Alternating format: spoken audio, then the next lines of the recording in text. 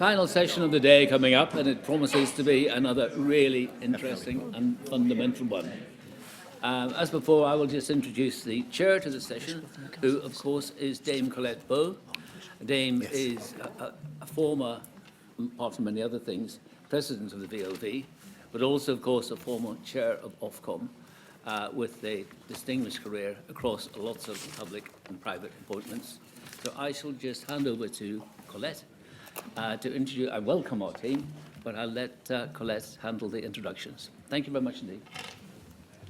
Thank you very much, Colin. And I'd like to begin by saying hello. It's great to be here at a VLV event, and very nice to see a lot of friends in the audience. So thank you, VLV, for the invitation to come to this session, which I think we would all feel will follow in some ways quite well from the session we just had on audio and radio, where issues around what is PSB, how do you deliver it, I thought came through quite strongly. So I'm now going to invite colleagues on the panel to just go around and introduce themselves. So beginning with you, Jackie. Hello there, I'm Jackie Edwards, formerly of the head of the Young Audiences Content Fund. Prior to that, I was head of acquisitions and independent animation at BBC Children's, and I was at the BBC for 11 years. Before that, I was an independent producer, and before that, I was a scientist. So I'm a Jackie of all trades. Right, okay, we like that. We like that, Jackie. Sarah. Hi there, my name's Sarah Clarke. I'm the COO of the Media and Entertainment Division at ITV. I work very closely and directly with Kevin, who you saw earlier today. I've been the COO at ITV in the M&E division for the last 3 years when we reorganised the business. Prior to that, I was running their legal and business affairs as their director across all of our broadcast and online. I was in private practice prior to that, so not quite all of trades like you, but came from private practice prior to that. Thank you. Donald. Hello, I'm Donald Campbell. I am the Chief Executive of an organisation called MG Alba, or the Gaelic Media Service. We have a partnership with the BBC to fund and deliver BBC Alba, the Gaelic language television service. I've been in Gaelic broadcasting for 17 years. Before that, I worked with Ernst & Young as a director of tax. So gave me all the skills I needed for the current job. Thank you, Donald. Yeah, my name's Aaqil Ahmed. I've just when Donald said 17 years ago, I was just trying to think.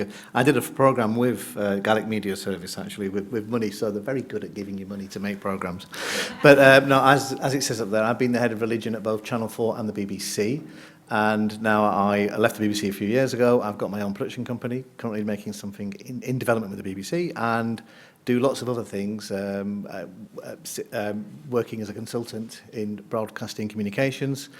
And I sit on a few boards, and I have to say I'm here speaking on a personal capacity, particularly as one of the boards I sit on is actually Ofcom, and the Advertising Standards Authority, and a few others of that nature. Thank you very much, Jacob. And you've reminded me to make a disclaimer that I'm speaking in a personal capacity here this afternoon as well. When I'm not doing this, my day job is across town at the Bank of England, and I'm not expecting us to have a discussion of Bank of England issues here this afternoon, but should we get into that kind of territory, I'm speaking personally, okay, just so we know. Okay, well, what I'm going to suggest we do is I think I'll try and do a bit of scene setting about what the issues may be around PSB. And then I'll invite each member of the panel to speak for a few minutes about how they're seeing it. And then we'll take it from there, and we'll make sure that we leave plenty of time for audience participation in this, because I'm guessing that most people, if not everybody in this room, has got quite strong views about PSB. So I think we need to make sure that we get a chance to have a conversation here about this. So let's just think what the issues are that we're trying to grapple with. I suppose number one is, how can we ensure that in this increasingly fragmented media world that we all in various ways consume, participate in, etc., which, as we know, is under extreme financial pressure of various kinds. How can we ensure that PSB continues to get delivered right across the piece, not just by the BBC? Then I suppose that triggers a sort of second question, which perhaps really is the prior question about, well, what do we actually mean by PSB? Maybe we all think we know what we mean by that, and maybe we've all got our own pet version of what should be PSB content. But perhaps, you know, and this is something I'd like very much to hear from the panel, what do you think is the essence of PSB? Okay, so what's PSB? How can it continue to get delivered in this somewhat fragmented media world that we have? And it's a media world which is under considerable financial pressure. It'd be quite interesting to think about how this happens in other countries. How do other countries fund a PSB offer, if indeed they do? And there's a kind of underlying theme to this, which is one of the reasons why we're worried about this, is we think there's a declining commitment to deliver public service broadcasting. Does that mean what we think of as PSB is less and less popular? And finally, if we get time to do this, if we think actually there needs to be more action to continue to keep the PSB element of our media landscape alive, are there any regulatory levers that could be, or statutory levers that could be either pulled or strengthened to try and make this happen? So it's quite an agenda there.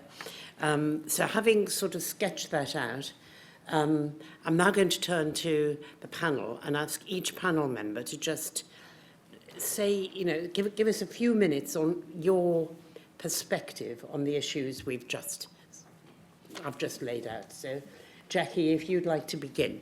Of course. Thank you, Colette. I'd like to look at public service broadcast and public service media through the lens of children's content, which is perhaps the most endangered of all of the species of public service media. It's poorly resourced, and as poorly resourced areas always are, they feel the impact of change first and hardest, and certainly that's been the case in children's public service broadcast.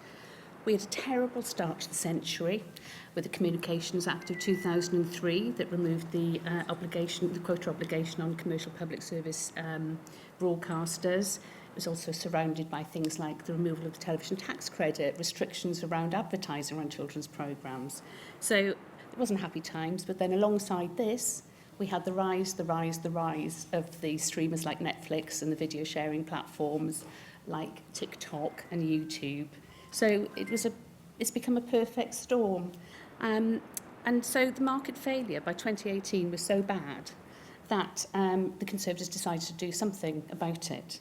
Because in the intervening years, between 2003 and 2014, the investment by the commercial public service broadcasters in children's television had dropped by 95%, down from 59 million to 3 million. And along the same timeline, the BBC had reduced their commitment and spend to children's by 24% because there was no competition to fight against, basically. So, as I say, things were bad. Conservatives decided to do something about it, and they put money into what was our lovely, beautiful Young Audiences Content Fund. And it was the best job of my life, I have to say. We put money into 67 brand new productions. The Mix-em-Ups, which won an award here today, was one of them. Grandpa won 2 years ago. And there are loads of other beautiful shows made specifically for UK young audiences that came out of the fund. It was a beautiful and specific way of supporting public service content. It created distinctive content that represented communities, people from all around the UK. We worked an awful lot with Alba, and we did an awful lot of Indigenous language programmes with Alba and with S4C and TG4 in Ireland as well. So it was reaching the parts that other support often doesn't reach, and it was a fantastic thing, and it was all going terribly well. And then something happened. Nadine Dorris, she suddenly closed the fund down, which explains Dame of why How suddenly disappeared. We supported 2 series, and then the fund was gone, and no more series of How for Dame Caroline. So the sudden closure, it plunged the children's sector back into market failure, and it was worse this time round because the broadcasters had basically given up hope at this point. CITV has closed down its channel. All the children's content lives on ITVX. There is no commissioning with CITV. Channel 5 are not really commissioning much children's content. It's a bad state of affairs. But we've got to do a problem with children, so I will say this quickly. Funding. Yeah. The fund proved that you can, if government is minded to, provide a reasonably low-cost intervention that is very specific. It delivers exactly what you want in terms of public service content. And in terms of the economic value it delivers back, the tax credit delivers £8.50 for every pound that Exchequer puts into programmes. The Young Audiences Content Fund, at the most modest estimate, delivered £10 for every pound invested. So it's not a bad economic model. Okay. However, the funding is one part, finding is another. Young audiences have migrated largely to the streamers. How do we give them good quality public service content in the places they are, and should we? Is a question. Right. Okay, Jackie. Bit of a challenge there. Sarah. Yeah, so I'll pick up on the children's stuff in a little while, but I think just to give a bit of context, so as you'll have heard from Kevin this morning, you know, we within ITV, PSB is within our DNA, both in terms of where we're located, our offices, our regional offices, how we think and what we do, and we take it incredibly seriously, and we're really proud of it. I think, you know, we work hard to invest in British content for British people, for our audiences. We invest in the infrastructure in order to be able to make it available universally for free in the ways in which our audiences want to watch it. The cost of content, the cost of that distribution, not just in the more traditional sense, but also now over IP, that our continual investment in that continues to put a squeeze on us within our business. We are unashamedly a commercial PSB, and so it's absolutely integral for us that we are able to think commercially how we not only deliver against our PSB, but fundamentally within that, delivering big ideas, huge ideas for our British audiences. What we are is a public service broadcaster that delivers big ideas, big, brilliant content for audiences at scale.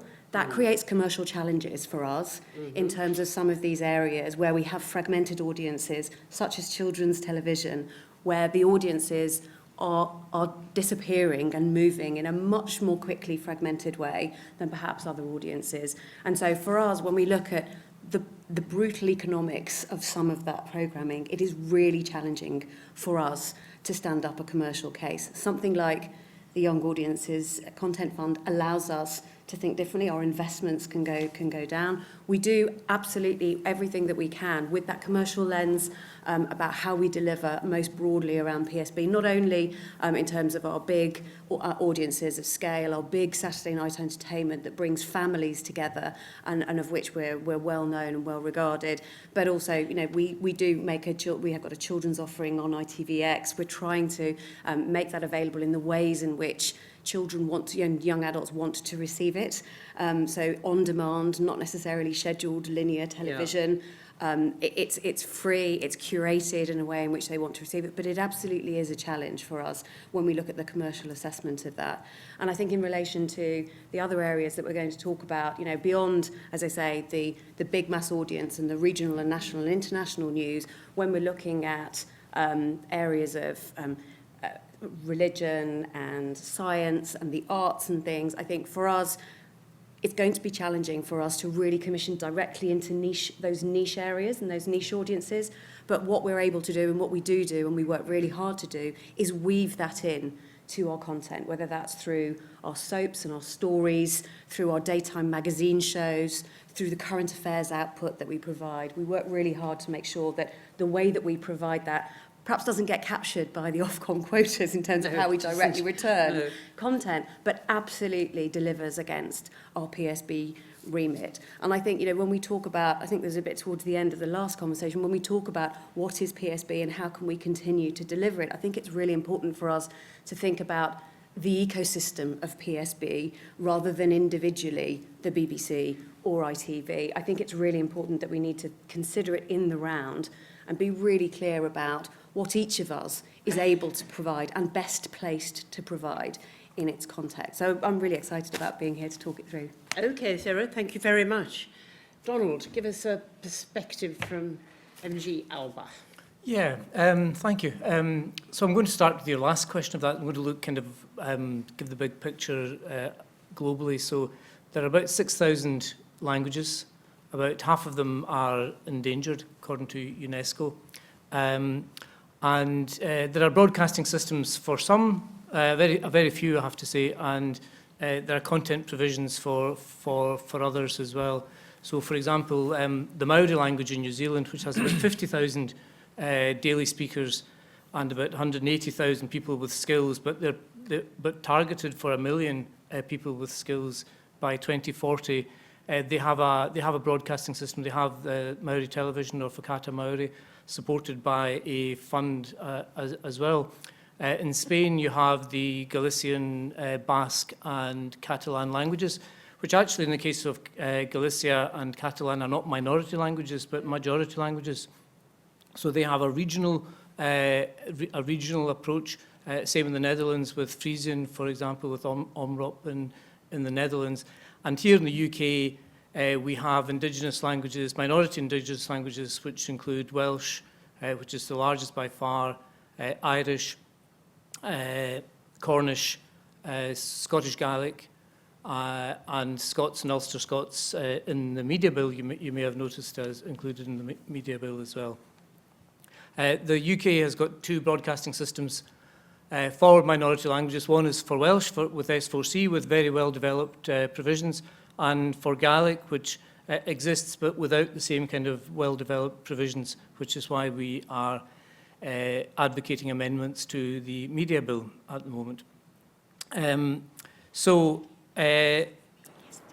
With that in mind, I think looking at the question of why are we here and what are we trying to do with our minority language broadcasting, I think the first real important thing is that there are kind of expectations of language communities to have what they need to survive in their own language. So there's a very clear kind of compelling case for the public institutions providing support or providing content within the minority languages to serve as those people who speak those languages.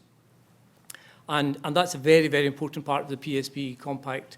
But just expanding that a little bit more broadly, there's the things that minority language, like Gaelic and Welsh and other languages can do through media is reach the parts quite often that other parts don't reach. So the economic impacts in fragile economies can be quite significant. So jobs on the coastal seaboard of the UK, on the west side of the UK in particular, where other people just can't reach, interventions into addressing public policy issues like depopulation, rural depopulation, while putting jobs back into some of those fragile economies is part of the thing that we can do while we're fulfilling the public service broadcasting mission.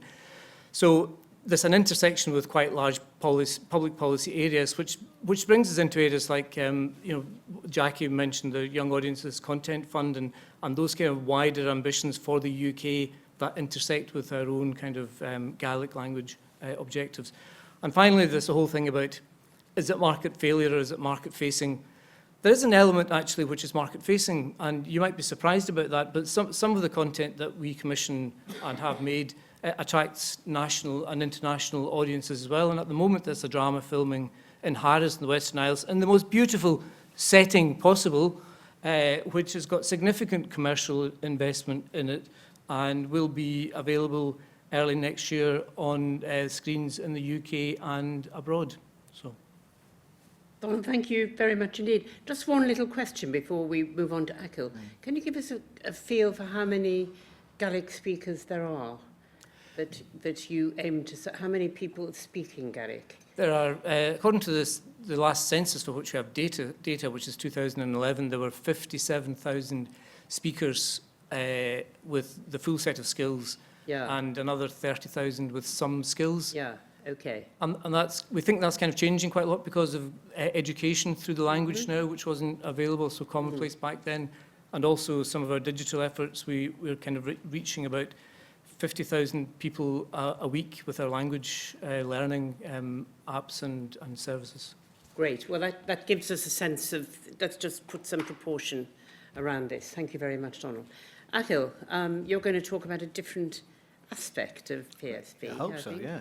You know, I was just going to pick up on a few little points about PSB and then just maybe expand on a, as you would expect, on religion and culture, etc., as well, to be very important. I think it's important when we talk about PSB, actually the conversation always gets framed in a kind of like it's a genre, a Cinderella genre, or it's a genre that doesn't deliver, it's market failure, etc. But that's actually all about framing. I mean, you were listening to, you know, I mean, we were just chatting before about her boss and my old boss, Kevin Largo, you would have heard this morning.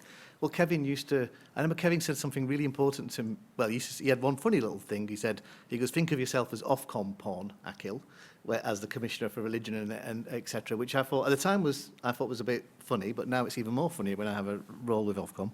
But secondly, it was the point he once said to me, which was, he goes, if you get me a few extra 100,000 viewers, it will make no difference to the bottom line of Channel 4.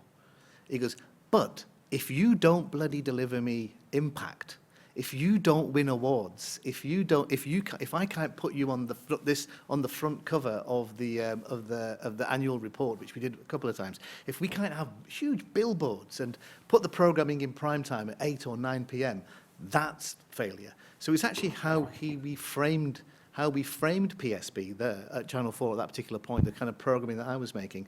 It had a framing that was not related to market failure. It had a framing related to impact in the schedule. So I think that's one of the things that we need to kind of remind ourselves of when we talk about PSB. Let's get out of our own kind of intellectual ghetto, which inevitably says it's about market failure. Because I would say, one, it's not always market failure. Because if that was the case, I'd have been in a lot of trouble over the years and wouldn't have done the jobs that I've done. And two, so what if it is at times? The impacts you can have by existing, by in the heart of the schedule, and the work that you're supposed to do, frame it in that particular context, it means something else. And we also have to remember as well, PSB is a cornerstone to the kind of like creative economies that we talk about, the things that we take for granted. It's not just, Strictly and all those kind of programs which sell all around the world, or, Great British Bake Off, etc. All of those things, they don't exist without being part of that kind of like wider ecology. So we need to have that. When we talk about the creative economy, it's not just the production companies making money with their kind of intellectual property that they sell around the world. That comes from, often those people have been nurtured by PSB, and if they're not nurtured, they won't exist somewhere else. Again, news, investigations, all of these things don't happen if PSB isn't strong, then you won't have that similar kind of thing. And I could go on and on and on. The children's thing, Jackie's mentioned it really well, because actually it's very hard to dispute any of that, because the fact of the matter is, if you look at, as people get a bit older, if you make mistakes, like the BBC Three was clearly a mistake, taking it off and it hasn't worked coming back. That was a huge mistake. Now, you obviously have to accept mistakes, or you have to understand what was the framing that made them do that. I was at the BBC at the time, and the obvious thing would have been to get rid of BBC 4, quite frankly. And I'm talking about somebody who made programmes for BBC 4, so I was cutting my own throat. But that was the common sense thing to do, because you're supposed to be growing and nurturing and having replenishers. And if you're not having replenishers, then what is the point of super serving an audience which you could argue already existed with BBC 2? So there's all this kind of like thinking about the framing of all of this. And then we get into the world of representation. And I think representation alongside demographics. So again, when I remember, I'm old enough I grew up in Granada land. You know, Granada effectively is ITV, right? It took over, it won. But when the industry that I first went into, it's very weird, right? So you had more ITV buildings around the country than you had BBC. The BBC was a London-centric organisation with Pebble Mill and Oxford Road, really, right? That were big, that were slightly big, right? But ITV was the place you would go to. But actually, that's not the case so much now. It's almost like flipped, and there's an economic reason for why it's flipped. This is not me having a go. This is me saying economics, demographics, all of these things have changed, and the business model has changed. But when we talk about PSB, we don't talk about the change in, should there be a business model change? And there should be. And actually, the young person's, I forgot the name, but the actual particular scheme that was, I actually got some money from that as well for a project that was in development that didn't go anywhere in the end. But it was important that that existed because the people we were going to go and pitch it to would never have given us the money to develop it in the first place. I think one of the problems we've got with PSB is actually that we're still talking about things through a particular lens which doesn't necessarily relate to the world we're in now. And a bit like the flip between ITV and the BBC in terms of regionality, etc., and in terms of scale, it's the same thing with this. Do we trust the gatekeepers, as it were, the people who make the decisions as to what is important? We're having conversations about what are what kind of the characteristics of PSB in the media bill, etc. Will they be in? Will they not be in? Will that enable broadcasters to decide what they think is PSB or not? That is a dangerous, slippery slope, because do you have any confidence in the people that decide what is PSB and where it should go? So my belief is, I've always thought about this, is if the system is broken, and it clearly isn't broken because of people of neglect, it's broken simply because the ecology has changed, the business world has changed, how programs are made, sold, shipped around, viewed, etc. All of that has changed, but PSB hasn't changed. And I think we've got to look at, I'm obsessed with, and again, purely on a personal capacity here, not representing anybody, I'm obsessed with the whole concept of taking that money away and having contestable funding.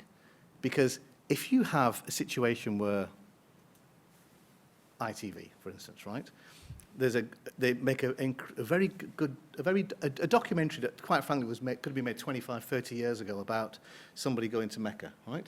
And that's not a criticism, that's just me saying, I made the first Hajj documentary for the BBC 20 odd years ago, right? So there's nothing new in it, but ITV did it. But actually, it went out at 10:45 or something, so we could have arguments about when it was broadcast, but I understand why it was broadcast at that point. But the bigger problem is this: they could do more if it didn't cost them money. And if you're Channel 4, we're in the heart of the schedule of Channel 4. Do we have the kind of programmes that we used to make when I was there? Probably not, no. That's not some old grumpy old git saying, it was better in my day. It's me realising that the ecology has changed. So therefore, the funding of it has to change. So we should think of PSB funding. What's really important? We have demographic change happening around us. We have issues around cultural and religious illiteracy. And in that into that mix, people can say and do and think what they want. We have a duty to address that. We have communities which are growing. We can talk about the Muslim community because it's the largest one. That's 6% of the population as we speak today. And if we look at projections over the next 10, 15 years, it's going to be 10, it's going to be 15%. At what point does that dictate their own programming within a PSB framework? But more importantly, do we have a responsibility now to start to make programming that actually engages with that audience, but also educates a wider audience as well, because of the illiteracy that we have? And you're not going to be able to do that with the current PSB makeup, because ITV, Channel 4, Channel 5, whoever it may be, Sky, you name it, they can't afford to make those programmes because the economy has changed. But that money exists. Is that money being well spent? So that's just a personal thing, but that's what I would like to say. We have to realise what is PSB, but we have, in terms of how it's framed, but we also have to realise, is the system so broken that actually it can't be fixed, but it has to be rebuilt in a different way? Okay, Aaqil, thank you very much. So I'm just going to pluck out a few themes from what the panel has said and then ask you to come back on them. First of all, why does PSB matter? And I think we've touched on it implicitly, in some of what we've said. But I think, and you most strongly just emphasise this, Aaqil, it's about doing something for citizens rather than consumers, isn't it? It's about what kind of society we live in, what kind of people we are, how we think about the world that we inhabit. So that's, I would say that's, to me, that's the essence of PSB. So if you sort of accept that something like that is the essence of PSB, then I think what we're saying is, do we need specific interventions to deliver content that meets that? And to be honest, in my mind, the jury's out on that, because the way we consume media is now so different from how it was when we first started to develop concepts like PSB, actually. And I think you were sort of, Sarah, you were kind of touching on this when you talked about how ideas that are sort of traditionally PSB are sort of diffused through your range of content. So there's a question about whether, do we think we need specific programming, or do we say, well, actually, we've all moved on from there, and we have to trust our major broadcasters, our major producers of content, to reflect these societal values. Now, where I think that argument doesn't quite work is, Jackie, for the children's programming that you're talking about. And I think, Donald, when we're talking about specific, very specific national or regional issues that are about very strong but localised cultures, and where I think it'd be quite hard to say that, well, the market will sort of take care of that, because plainly it won't. So the questions are, do we think these issues are so serious and that our society is changing in ways that are so difficult that we have to keep pushing to say PSB has got to be, in some respects, treated differently? Or are we saying, well, you know what, there's such a plethora of choice that actually people are going to be able to choose the kind of content that they wish, and in amongst that range, we will get what we used to think of as PSB. I have to say, I think framing this discussion in terms of market failure, I always find a bit difficult, because actually I think what that means is more something like it's getting more and more expensive to do specific things, and there might not be enough people prepared to pay. I don't think that's a market failure. I think that's how markets work, actually, I would say. But then I would say that I'm an economist, so what do I know? So I suppose my question to each of our panellists is, do we still think that we need to have specific interventions to ensure that key content producers in our ecology are committed and are being held to account for particular kinds of what we've traditionally called PSB? Now, Jackie, what would be your answer to that? Yes, there absolutely needs to be intervention, particularly with my passion, which is young audiences. Yeah. Public service broadcast is there to show them their world, see themselves on screen, show them who they are, how to be in the society they're in. It helps form their understanding of the community they live in and how to be a good citizen within it. It's a vital thing for young audiences. I take your point about older people who've seen the world a bit and kind of understand the concept of community and society. It's different. But for young people, if they're getting their ideas of society shaped by YouTube videos or TikTok videos, I don't think it bodes well for future society. I think if they're getting the news from unregulated sources, which might be not true or true, we don't know, I think there's a worry there for democracy as well. So I think, yes, there needs to be a really strong and robust and, re-evaluation of what we mean by public service and how we provide it for everyone, but particularly young audiences. Okay, so you would be putting emphasis on the young part of this. I think it's Yes. good for everybody to have Yeah. good, balanced news, Yeah. but I think particularly for the young in terms of shaping their opinion of the world. Yeah. And how do you deal with the question of, well, that's all very well, but actually, young people in my family were on their phones all the time. I mean, what they're looking at is TikTok. This is the pragmatic debate we need to have. Yeah. It's not about where they're viewing it, it's about the fact that the content should be available to them. What does public service content look like on TikTok, for example? Yeah. Yeah. If Well, audiences yeah. migrated, Yeah. should we go with them? I mean, look, and That's a debate just to to say, have. Yeah. from Fair. our point of view, obviously, we've looked really long and hard in ITV as to how it's economically viable for us to continue to provide access to specific originated children's content. But the rundown, which is our social media newsfeed, was a specific delivery of a need in relation to providing that news to younger audiences where they want to watch it and in a way that they want to access it over social media and in that sort of way. And I think those are the sorts of things I think we need to be really very specific, and I think the danger is being too broad brush about some of this that actually doesn't deliver in the way in which that audience is going to want to consume it. We need to really reevaluate the whole thing because the whole world has changed. As you alluded to before, the world has moved on, things have changed, and we need to rethink the whole piece. But we need to embrace the digital platforms as well. We need to get them involved in this conversation. Instead of talking about online harms, let's get them involved in a conversation about online good.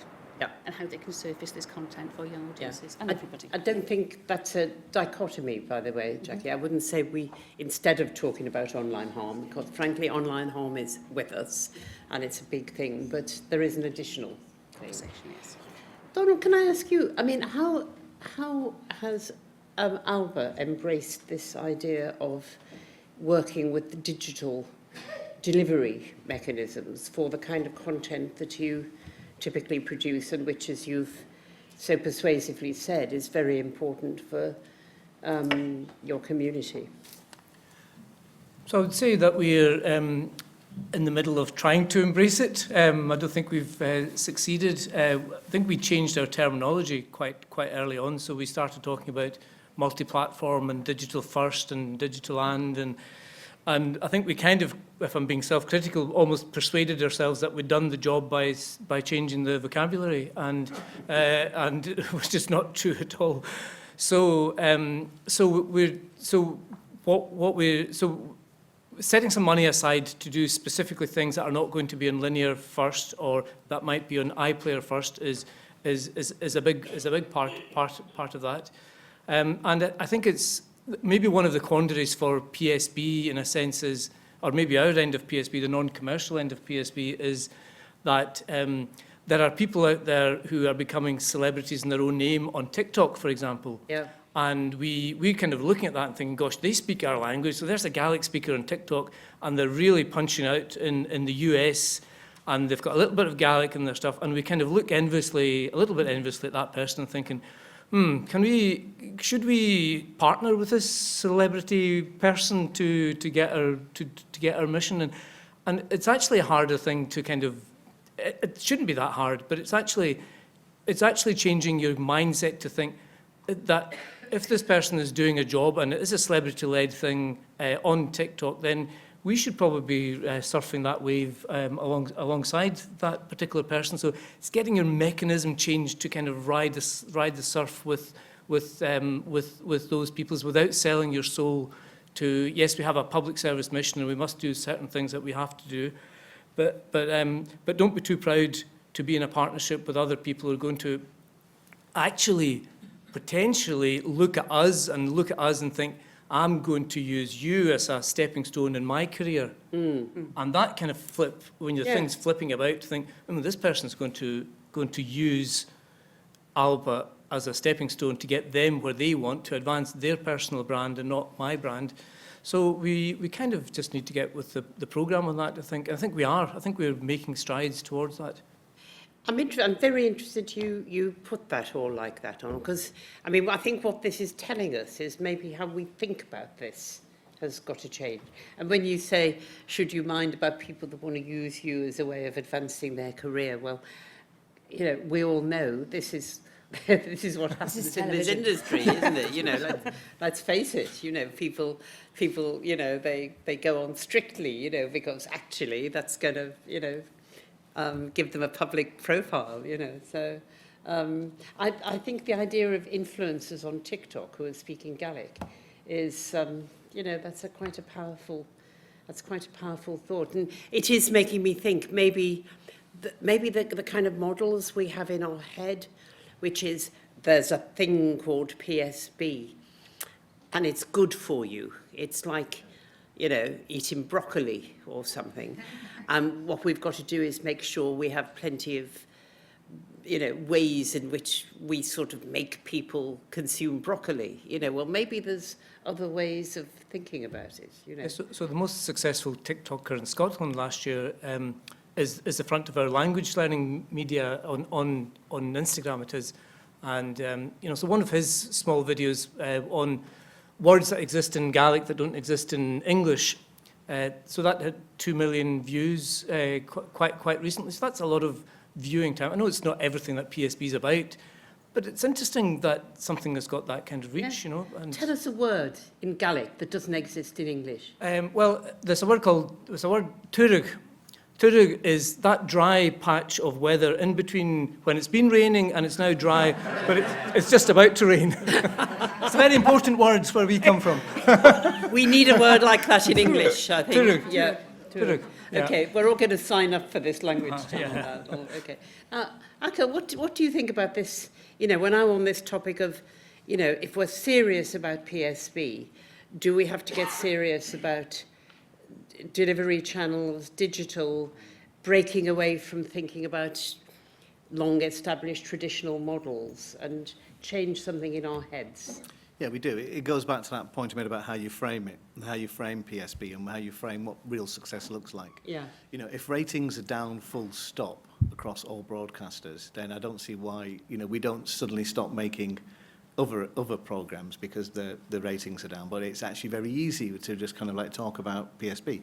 So yeah, we need to think about that. We need to think about how we actually in terms of the ecology, because actually, you know, we talk about things being niche, but the numbers are quite significant. Yeah. You know, and actually from a commercial point of view, if you get it right, it can have huge kind of impact. Yes. And again, you know, there are lots of diverse communities around this country, you know, and I don't think it's a coincidence that most broadcasters struggle to get to be relate to audiences the further north you go from the south of England. After the southeast, they struggle. They struggle with young audiences. They struggle with culturally diverse audiences, and I don't think it's any coincidence that that's the case, because what you have is we've had this bubble for many decades, although it's changed rapidly in the last 20 years or so around London and the southeast. We've seen the commitment that most broadcasters have made to kind of like spend outside, yes. but that kind of same kind of commitment has not been made to understand communities outside of the southeast of England. And so because of that, we have this situation where I'm actually I'm the broadcasting consultant for the UK City of Culture in Bradford, 2025. Right. So it's my job to talk to all the broadcasters, which I am doing, and it's great, and it's fantastic for them, because they're going to go to the youngest in terms of age profile city in the country, which is Bradford. It's a district, so it's about 60% of Bradford is rural, so it's not, you know, all urban. Diversity, religion, religious diversity, outside of London, etc. The boxes it can tick are amazing. But it has taken them to get the City of Culture for that relationship to happen. And so I think the problem we've got is not that actually there isn't the ability to change all of this. It's actually, I don't think we have enough difference in the thinking within broadcasting to actually understand that actually people may not be like them. Yes. And I think that's the problem. Can I just challenge just that premise on behalf of ITV? Yeah. Because I think, you know, we have We have some of the biggest, longest running soaps in Yeah. Coronation Street and Emmerdale, which are grounded in their heart in communities well outside the southeast of England, and very proudly so. And with Yeah, our but they regional were made news a and long with time. our, They were set up in the 60s. but they're still there, and they're very powerful, and they are incredibly But I could be very cruel powerful. and say to you, what else happens in Yorkshire at ITV in those two big buildings that used to exist and is now a little building? Well, there are a number of things that happen. I mean, again, outside the regional news and the current affairs that we do, there is, you know, as you talked about earlier, there's a lot of generation and training of talent and skills within that infrastructure, which has been running for a long time, and we perhaps don't continue to talk about it every year because it's still already, it is just as big as it was, and it continues to be just as powerful as it was, and there are many offshoots that come from those long-running dramas that spawn into labels and writing talent and various other things. So I think there's a real, you know, I do sort of challenge the premise slightly on behalf of our TV. I have to be honest that with you and say, we're completely... you know, speaking as a professional northerner, I'm really sorry, but, you know, I was in those buildings just last week. That big building is now staffed with independent production companies. That was once ITV's building. And then next door there's a smaller building, there's another building which is where the ITV, and it's not all ITV in that building as well. So it has shrunk, and I wasn't actually being critical. I was actually taking a bigger point, which is, yes, you know, the programming, if you don't understand what's happening outside of London, and this wasn't about ITV, it's a bigger point, which is, if you don't understand communities, if those people from those areas are not necessarily in the decision-making process, then that's why we're playing catch-up now. That's why City of Culture in Bradford seems like revolutionary, but it shouldn't be. It should have been happening there before. There should have been that relationship before. I've got great sympathy with this in the sense that I'm a Scouser. It's not your fault. But Yeah, we're one of the other Actually, so am I, minority technically, yeah. languages in this country, by the way, Donald. Scouts. just so Yeah. you know. Yeah. We're going to get our own channel soon. Yeah. And I can remember what Liverpool, being the city of culture, did for the city. So I've got a lot of sympathy and support for what you're doing. So good luck to you. Now, look, I'm going to throw this open. We've got a few minutes for Q&A. And I can see a few hands going up, so I'm just going to put my glasses on so I can see who the hands belong to. Now, I can see a lady on the back row. Yeah. Very quickly, Carol Tongue, UK Coalition for Cultural Diversity of Expression. To Jackie, Young Audience Content Fund. We haven't even mentioned the streamers, which I find absolutely incredible. They're part of the ecology. Do you think that they should be included in an intervention that might levy 1% of revenues in this country that goes to a youth audience content fund? And to Sarah from ITV, should again streamers in this country actually be asked, as they are in the whole of the other Anglophone world and 15 European countries, to invest 20% of their revenues specifically in British content, thereby contributing, for example, to dramas that you're not unable to make, according to Kevin this morning? Thank you. Thank you. Sorry, I should have asked you to tell us who you are before you... Oh, Carol Tongue. I'm chair of the UK Coalition on Cultural Diversity of Expression. Thank you. Jackie, can you... Streamers, yes. Okay, which we haven't talked about. Hi, Carol. Yeah. We were both at a summit organised by the Children's Media Foundation in February, which was discussing the whole funding and finding issue. And absolutely, levies on streamers is one intervention that could be made to support content for young people and also for dramas. And, you know, but that's not in our gift. That's very much got to be under government legislation in the future. It won't happen in this Parliament, I'm fairly sure. But absolutely, that is something we should consider because it works in other countries. It pays a lot of money into the CNC in France. Why not look at that? There are many levers we could pull in terms of funding, and that's one of them. Yeah. Thank you. Anybody else want to come in Shall on I that? just pick up on the point about the investment in fund? I mean, obviously, again, that it's a matter for government as to what they want to do. What we do a lot is, you know, as Kevin talked about this morning, the struggle to fully fund content now is greater than it has ever been. We have lots of free negotiation and commercial conversations around how we can piece that together. Most producers now spend a lot of time piecing together finance as well as how they piece together the creative. It is like the film industry was and remains. We are seeing that much more in television now because of the cost of production.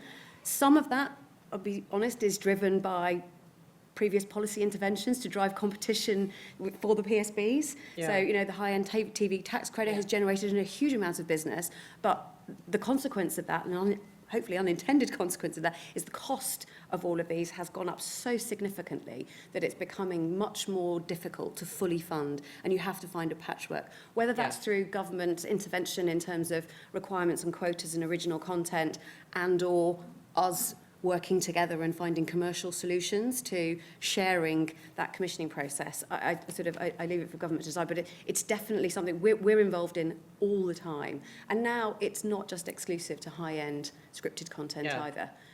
That we're seeing a much greater proliferation, and that's due to the economics becoming increasingly challenging for commercial broadcasters like us. Well, so all I can say on that is I hope you're all in a dialogue with Ofcom about that. Absolutely. That's the right place to have this discussion, I think. Right, gentleman with his hand up at the back. Just you, sir. And please tell us who you are. My name is Peter York, and I'm a writer about relevant matters. On the Today programme this morning, there were two interesting interviews. One with your successor at Ofcom. Michael Grade. No, I'm sorry, I'm getting the roles wrong. No, with Dame Melanie Dawes, she's who was my interviewed successor. by Justin Webb She's and the chief seemed executive. not to understand what her responsibilities or the responsibilities of Ofcom really were and what sanctions from Ofcom might be like. There was also another interview with an educational prof who said that the class divide between children had been greatly exaggerated and the harm would be perpetuated till about 2030 because of the pandemic. Which leads me to ask the question, would we not be better able to fund and incentivize public service content if first we didn't have a government which was ideologically opposed to it, and if we didn't have a regulator which was now toothless?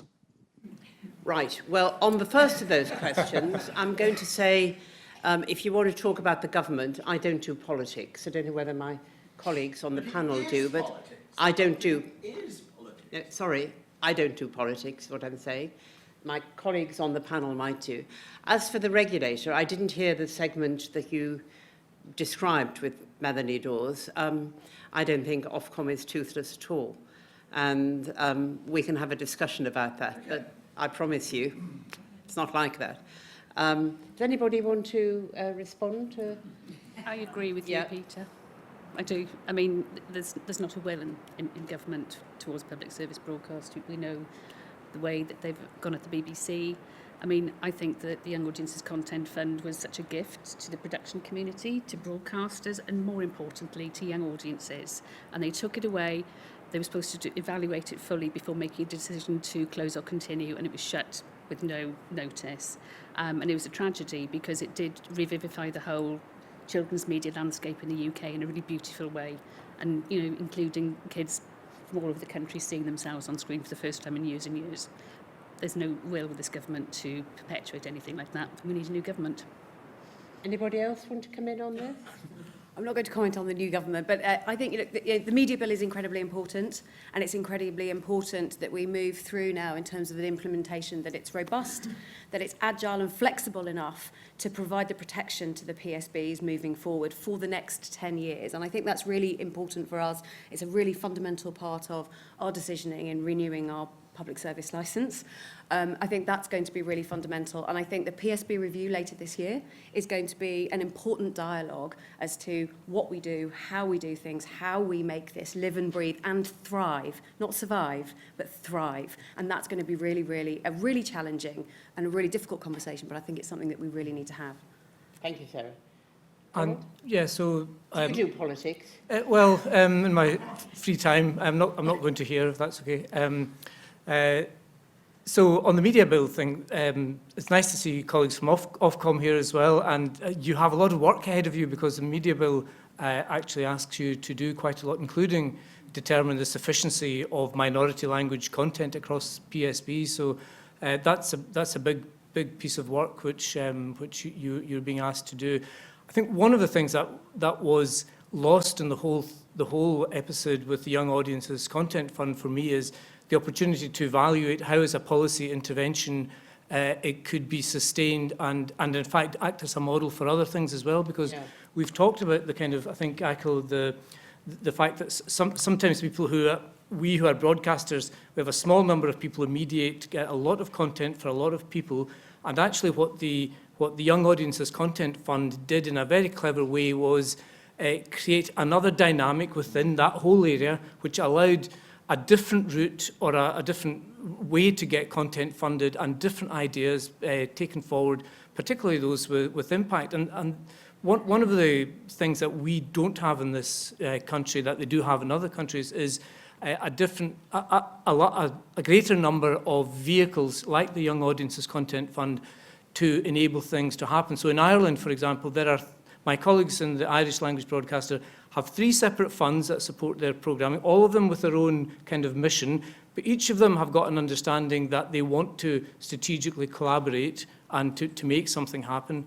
And they have a tax credit system which is more flexible than ours, and I don't think necessarily has the unintended consequences that ours does. I don't mean to knock the tax credit system that we have here. I think it's created amazing benefits, but it could be, it's been reviewed to death, I know. But those are things I think that are possibly should be open to discussion. And it's a great pity that the Young Audience Content Fund was shut down in the way it was without the opportunity for that discussion. Thank you very much. I don't know, do you want to come in just quickly very on that? briefly. With the Young Audiences Fund, it's also important to remember before it was set up, religion was also going to be one of the subjects where you were going to have contestable funding. And imagine now the short-sightedness of not doing that, where we live in a world that we're in now, the cultural and religious illiteracy that exists, not because of any reason other than because on purpose. Just the world we've lived in the 20th century onwards. So because of that, imagine that's why I'm saying we need a government, or we need people within regulators, broadcasters, whoever it may be, just to kind of like engage with sometimes conversations which may be difficult. And I think it's very hard to have with the current government. Yes, it's very hard to have a conversation about the things that I've been talking about, for instance, because it's not on their agenda. It's the complete opposite of what's on their agenda. So we need to have, whoever the government is next, we need them to be brave enough to have, in my belief, a conversation about funding of PSBs, and a bigger conversation about actually what does success look like. Yep. Because at the moment, the matrix is, I don't believe, are correct. Right, now we're almost at the end, and I'm going to, sorry Colin, I know you want us to finish, but I can see my former colleague Sarah Thane has got her hand up, so I'm going to take one quick question from Sarah. It's really a question or a comment, because it's provoked by the way you framed the debate, Colette, and as you know, if I had £100 for every PSB, what is it, debate, I'd be on a luxurious holiday now. Speak closer to the mic, Sarah, not yes, everyone sorry. can hear. It struck me, if you pose the essence of PSB question that you said at the beginning to an audience who didn't grow up with 4 terrestrial channels, which is the period of time we worked together, the answer to what is the essence of PSB would be wholly different to mine, because I carry the baggage and history, as a lot of us do in this room, of what PSB has been and delivered over the years. And it struck me that the NHS is a good kind of comparator, in a way, that people have grown up with the NHS. But I do think that people's expectations of what that should deliver are still fairly standard and shared. Okay, people want more treatments, more this, more that.